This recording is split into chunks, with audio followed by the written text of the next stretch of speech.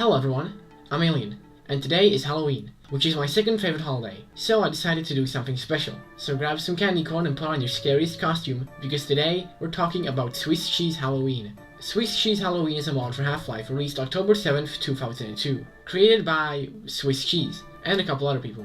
And I got the mod from RunThinkShouldLive.com. The mod begins with a cutscene. I'm not one of those people who gets pissed off when there's a cutscene in a Half-Life mod. I like it. Someday, Sheila.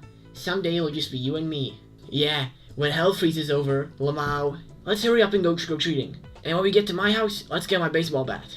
And while we're at it, let's raid my dad's arsenal. I have a feeling we'll need some weapons tonight. This is your friend. His entity name is Walker, so that's probably his name. I can't tell if he's dressed as a ghost or a grand wizard. You go outside and man, this is so neat. The spooky PNGs, the scary movies playing on TV. This mod perfectly captures the aesthetic of Halloween. And you've got all the classic costumes too. Vampires, Frankensteins, ghosts, and skeletons. You can actually go trick-or-treating. These candy balls charge your HEV suit costume. Going in your friend's house, which you can tell apart from the other houses by the fact its door is already opened, you get the bat, which is a reskin of the crowbar. And going upstairs you get a bunch of weapons. The pistol, revolver, shotgun, and explosives are all the same. But the MP5 is now, whatever this is, and the crossbow plays a soundbite from the South Park episode Pink Eye when fired.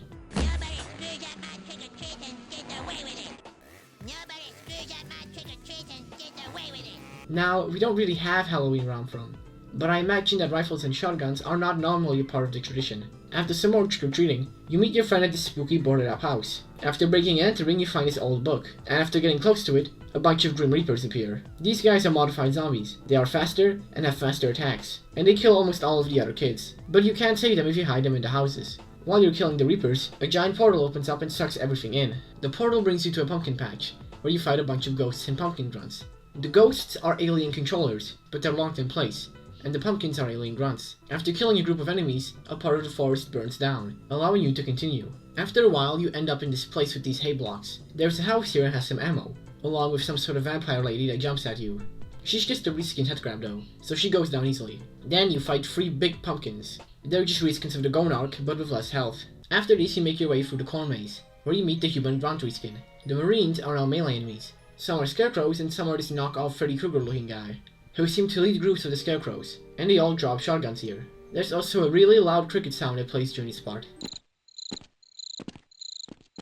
After killing a bunch of these guys, you get abducted by a UFO. You wake up in the mothership without any of your weapons. There's a really fun part here, where you have to solve a puzzle while being attacked, with no way to fight back. And after solving it, you find a Gauss gun and you can take revenge. Also in the room with the Gauss gun is a Xena Warrior Princess pin-up poster for some reason. I guess the aliens just really like the show. The aliens are just reskin hound eyes, and they go down with one shot of the Tau gun, which is really satisfying. After taking out the bridge crew, you jump out of the ship, landing in a spooky forest. Here you fight some ghosts that can freely move around, along with these very manly sounding ladies.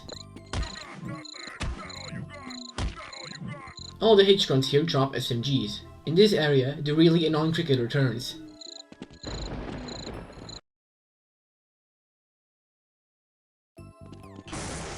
This part is another maze, and after making your way out of here, you find a big house, and you hear some strange noises coming from the inside.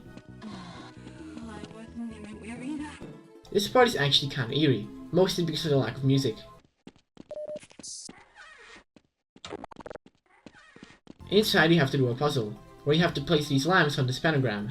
After this, a locked door opens up and you come face to face with this house's inhabitants, witches, which are just reskinned Vorgons. They spawn infinitely, and to progress, you have to attach this bag to this hook, bring it above their cauldron, and knock it into it with a grenade. But it's really easy to soft lock yourself here, so remember to quick save. Quick save in general, as this mod has no manual saves. After knocking the bag in, the entire house explodes. You wake inside a coffin with only your bat, and you have to dig your way out, but be careful not to fall back in. This is such a neat part. What follows is shooting some more grunts. Then you get attacked by these bat things, which are just reskin snorks, but they're now much harder to hit, which I feel like is fitting for a tiny flying enemy. After that, you make your way to a giant castle. This area has a cool start. There's a locked door and a bunch of coffins here, and when you pull this lever to open the door, whatever's in the coffins gets out. But the rest of it is very repetitive.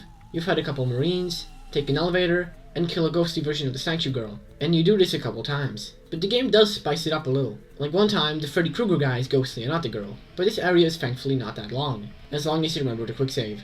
After this, you jump into this area and lose all of your weapons. Again. There's a bunch of hopping ladies here that you gotta dodge and climb up this chain. Up here you face the scariest monster yet, first person platforming. After pressing 4 buttons up here, some sort of holy light appears and blasts head crabs, jibbing them. You go down this newly opened trapdoor and end up in the sewer, where you take this extremely long boat ride down this tunnel. I feel like this area has a lot of wasted potential. It would be cool if some creatures from the Black Lagoon popped out of the water and attacked you or something. But there's nothing in the water, so it's faster to just swim. After this, you take an elevator down to... Welcome to Hell. It's more platforming. There's also some cool ghosty wailing. Down here, you get your shotgun and self-proc crossbow back.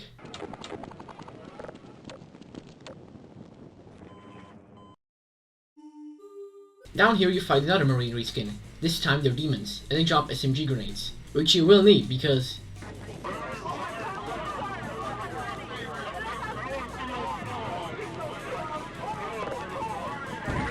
This is the final boss. It's a modified Garg, so you need explosives to kill it. If you run out of ammo, don't worry, because you can close these valves and freeze hell, allowing you to escape. You jump in a portal and end up on a tiny island with Sheila. So, that was Swiss Cheese Halloween.